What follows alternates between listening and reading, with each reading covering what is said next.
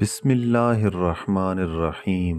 شروع اللہ کے نام سے جو بڑا مہربان اور نہایت رحم فرمانے والا ہے۔ پیارے ناظرین، السلام علیکم۔ آج ہم آپ کے سامنے حضور غوث پاک رحمت اللہ علیہ کے ایک عقیدت مند مرید کا نہایت ہی دلچسپ اور سبق آموز واقعہ لے کر حاضر ہوئے ہیں کہ جب وہ مرید مصیبت میں مبتلا ہوا تو حضور غوث پاک رحمت اللہ علیہ نے کس طرح اس کی دستگیری فرمائی۔ اس واقعے کو مکمل طور پر سمجھنے کے لیے ہماری ویڈیو کو آخر تک ضرور دیکھیے گا اور پسند آنے پر لائک اور شیئر کیجیے گا۔ پیارے ساتھیوں، پرانے وقتوں کی بات ہے کہ کسی علاقے پر ایک بادشاہ حکومت کرتا تھا۔ یہ بادشاہ انتہائی لالچی اور ظالم قسم کا انسان تھا۔ اس بادشاہ کا ایک سپہ سالار تھا جو بہت ہی طاقتور اور ہوشیار آدمی تھا، اور ساتھ ہی ساتھ میں یہ ایک جادوگر بھی تھا، لیکن سب سے بڑھ کر کہ یہ بادشاہ کا نہایت ہی وفادار تھا۔ بادشاہ نے اپنے اس جادوگر سپہ سالار کی مدد سے ایک زیر زمین غار بنوائی ہوئی تھی جس میں وہ اپنا خزانہ رکھا کرتا تھا۔ ہیرے موتی، جواہرات، سونا چاندی اور طرح طرح کے نوادرات اور نایاب چیزیں وہ اس غار میں رکھتا تھا۔ ناظرین، اس غار کا دروازہ جادو کے ایک منتر سے بند ہوتا تھا اور اسی منتر سے کھلتا تھا۔ اس بادشاہ نے اپنی رعایا پر ظلم و ستم کر کے اور ان سے طرح طرح سے لوٹ کر اپنا خزانہ اچھی طرح سے بھر لیا تھا۔ اس بادشاہ کے پاس بے انتہا دولت جمع ہو چکی تھی۔ پیارے ناظرین، بادشاہ کے پاس ایک باغ تھا جس میں انتہائی میٹھے اور قیمتی انار لگتے تھے۔ یہ اناروں کا باغ ایسا باغ تھا کہ اس طرح کا اور باغ پوری ریاست میں کسی اور کے پاس نہیں تھا، اور حکیموں کے مطابق ان اناروں میں کئی قسم کی بیماریوں کی شفا بھی تھی۔ اگر کسی مریض کو اس باغ میں سے اناروں کی ضرورت ہوتی تو وہ بادشاہ اتنے مہنگے کر کے انار بیچتا کہ غریب تو اس کو خریدنے کی طاقت ہی نہیں رکھتے تھے، اور وہ بیچارے اسی بیماری کے ساتھ ہی مر جاتے تھے، لیکن ان کا علاج نہیں ہو پاتا تھا کیونکہ حکیم انہیں ہر وقت اسی انار کا رس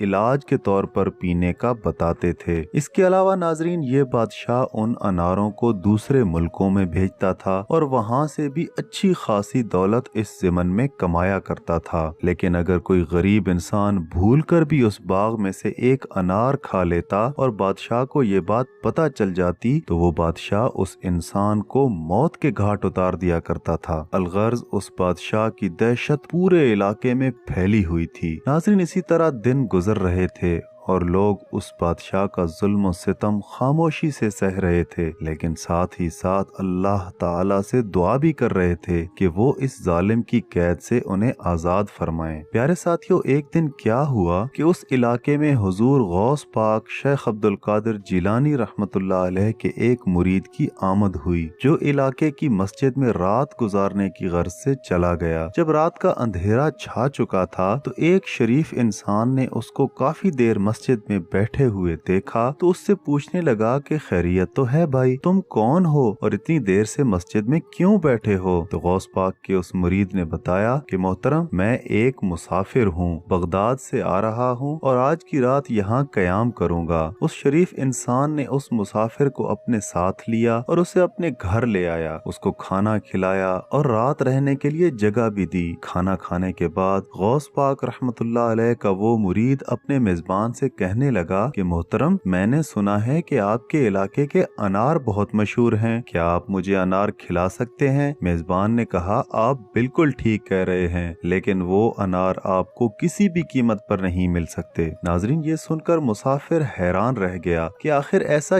کیا ہے ان اناروں میں کہ وہ مجھے کسی بھی قیمت پر نہیں مل سکتے۔ مسافر کو پریشان دیکھ کر میزبان نے آخرکار ساری کہانی سنا دی کہ وہ انار ایک بادشاہ کے ہیں جو انتہائی ظالم اور جابر انسان ہے۔ اگر کوئی اس کے باغ میں سے ایک انار بھی کھا لے تو بادشاہ اس کو موت کی سزا سنا دیتا ہے۔ غوث پاک کے اس مرید نے اپنے میزبان کو تو کچھ بھی نہیں کہا، لیکن دل ہی دل میں یہ فیصلہ کر لیا کہ میں کل اس بادشاہ سے جا کر ضرور ملوں گا۔ اگلے دن غوث پاک کا وہ مرید قیمتی پوشاک پہن کر بادشاہ کے پاس گیا اور کہا کہ بادشاہ سلامت، میں دوسرے ملک سے آیا ہوا ایک تاجر ہوں اور میں نے آپ کے اناروں کی بہت बहुत शोहरत सुन रखी है, मैं आपसे कुछ अनार खरीदने आया हूँ और उसके बदले में आपको मुंह मांगी कीमत भी अदा करूंगा। वो बादशाह बहुत लालची तबीयत का था। उसने जब मुंह मांगी कीमत सुनी तो उसने उसको अपने शाही मेहमान खाने में ठहरा दिया और कहा कि ए ताजिर, आप हमारे मेहमान हैं, आप यहाँ रहें और आपको जितने अनार जरूरत होंगे वो हम आपको दे देंगे, लेकिन इस वक्त हम एक जरूरी काम से जा रहे हैं। नाजरीन, उस बादशाह का मामूल था कि जिस गार में उसने अपना खजाना रखा हुआ था, ये रोज अपना खजाना देखने जाता था और साथ में उसका वो जादूगर सिपा सालार भी होता था। वो सिपा सालार अपने जादुई मंत्र से उस गार का दरवाजा खोलता और फिर वापस बंद भी कर देता था। इस तरह किसी और की खजाने तक रसाई मुमकिन ही नहीं थी। बादशाह जब खजाने को देखकर वापस आया तो वो अपने मेहमान से मिला और कहने लगा, बताओ मियाँ, तुम्हें कितने अनारों की जरूरत है? नाजरीन, ये सुनकर गौस पाक रहमतुल्लाह अलैह के मुरीद ने मुस्कुरा कर कहा कि नहीं नहीं, मैं अनार खरीदने वाला कोई ताजिर हरगिज नहीं हूँ, बल्कि मैं तो एक मुसाफिर हूँ और हुजूर शेख अब्दुल कादिर जिलानी अल मारूफ गौस पाक रहमतुल्लाह अलैह का मुरीद हूँ। मैं यहाँ से गुजर रहा था तो मैंने इन लोगों को बुरे हालात में देखा, इन पर जुल्म सितम होते हुए देखे तो मैं इनकी मदद करने के लिए यहाँ रुक गया। बादशाह सलामत, मैं आपको अल्लाह की नाराजगी और गजब से डरा रहा हूँ कि बुरे कामों से बाज आ जाओ, गरीब रियाया पर जुल्मों सितम ना किया करो और जो खजाना आप इस गार में इकट्ठा कर रहे हो वो आपके किसी भी काम नहीं आने वाला। एक ना एक दिन आप इस दुनिया से खाली हाथ चले जाएंगे और ये खजाना आपकी कोई भी मदद नहीं कर सकेगा। नाजरीन, जब उस बादशाह ने ये सुना तो वो गुस्से में आग बगोला हो गया और उसने अपने सिपा सालार को हुक्म दिया कि इस गुस्ताख मुसाफिर को उठाकर जंगल के वस्त में फेंक दो ताकि जंगली जानवर और दरिंदे इसे खा जाएं। उस जादूगर ने गौस पाक रहमतुल्लाह अलैह के मुरीद को अपने जादू के असर से बेहोश किया और खौफनाक जंगल के बीचों बीच फेंकवा दिया। नाजरीन, फिर थोड़ी देर के बाद ही उस मुसाफिर को होश आ गया। उसने एक मुरीद को इस मुश्किल घड़ी में अपने पीर हुजूर गौसे आजम शेख अब्दुल कादिर जिलानी रहमतुल्लाह अलैह की शिद्दत से याद आई और उसने उनका नाम लेकर अपने इर्द गिर्द एक दायरा खींच लिया और उसमें बैठकर वो गौस पाक रहमतुल्लाह अलैह को याद करके रो रो कर अल्लाह पाक से दुआ करने लगा कि ए तमाम जहानों के पालने वाले परवरदिगार, मैं आपको हुजूर गौस पाक का वास्ता देता हूँ, अगर मेरी मौत ऐसे ही लिखी हुई है तो मैं तेरी रजा पे बिल्कुल राजी हूँ, लेकिन इन गरीब और मजलूम गाँव वालों की मदद फरमा, इन्हें इस जालिम बादशाह के जुल्म से निजात अता फरमा और किसी नेक दिल इंसान को इन पर हाकिम बना। प्यारे नाजरीन, इधर ये नेक मुसाफिर दुआ कर रहा था और उधर वो बादशाह महल में बैठा हुआ बेचैनी महसूस करने लगा। उसे कुछ समझ नहीं आ रही थी कि उसके सीने में अचानक ये घुटन कैसे पैदा होने लग गई है। आखिरकार उसने फैसला किया कि वो क्यों ना खजाने की तरफ चला जाए ताकि हीरे मोती और जवाहरात को देखकर अपना दिल बहला सके। उसने अपने सिपाहियों को ये कह दिया कि मैं आराम कर रहा हूँ और कोई भी मेरे कमरे में दाखिल होकर मेरे आराम में खलल हरगिज ना डाले। नाजरीन, फिर बादशाह खजाने वाली गार में चुपके से चला गया। जब बादशाह उस गार के अंदर दाखिल हुआ तो इधर से उसके सिपा सालार का गुजर हुआ। उसने जब ये देखा कि गार का दरवाजा तो खुला हुआ है तो वो सोच में पड़ गया कि शायद कल रात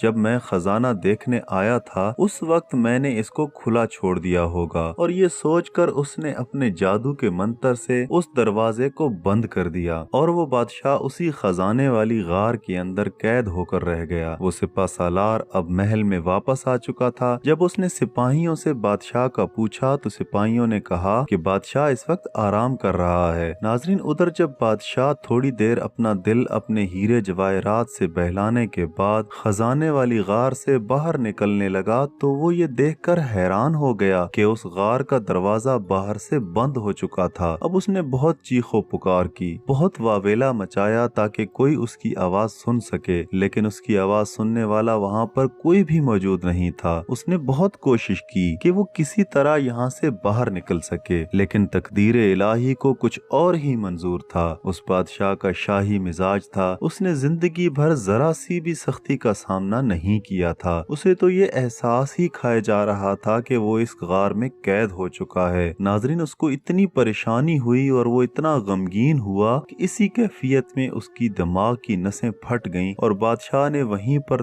تڑپ تڑپ کر اپنے ہیرے جواہرات کے ڈھیر کے اوپر جان دے دی۔ ناظرین، ادھر کیا ہوا کہ جب کافی دیر کے بعد بادشاہ کی کچھ خبر نہ آئی تو اس کے سپہ سالار جادوگر کو پریشانی ہوئی۔ اس نے بادشاہ کو تلاش کرنا شروع کر دیا اور تلاش کرتا کرتا یہ اس خزانے تک جا پہنچا اور غار میں جا کر اس نے جب دیکھا کہ بادشاہ کی لاش ساری زندگی کی اکٹھی کی ہوئی دولت کے اوپر پڑی تھی اور اس دولت نے بادشاہ کی جان نہیں بچائی تھی اور بادشاہ بے یار و مددگار کسی سائل و فقیر کی طرح دولت کے انبار پر جان گنوا چکا تھا۔ ناظرین، جب اس نے اپنے بادشاہ کی یہ حالت دیکھی تو اسے غوث پاک رحمت اللہ علیہ کے اس مرید کے وہ جملے یاد آ گئے کہ ایک دن یہی دولت جسے تم اپنی زندگی مانتے ہو، جسے تم اپنی حیات کا مقصد جانتے ہو، یہی تمہاری زندگی ختم کر دے گی۔ ناظرین، یہ سپہ سالار بادشاہ کی لاش دیکھ کر گم سم کھڑا تھا اور تھوڑی دیر کے بعد بغیر کچھ سوچے سمجھے یہ جنگل کی طرف چلا گیا۔ اسے اپنی منزل معلوم نہیں تھی کہ یہ کہاں جا رہا ہے، بس اس کے دل میں دنیا سے اکتاہٹ پیدا ہو گئی۔ یہ اپنی باقی کی زندگی ویرانوں میں گزارنا چاہتا تھا۔ ابھی یہ جنگل میں گیا ہی تھا کہ اس نے دیکھا کہ غوث پاک رحمت اللہ علیہ کا وہی مرید جسے اس نے جنگل میں چھوڑ دیا تھا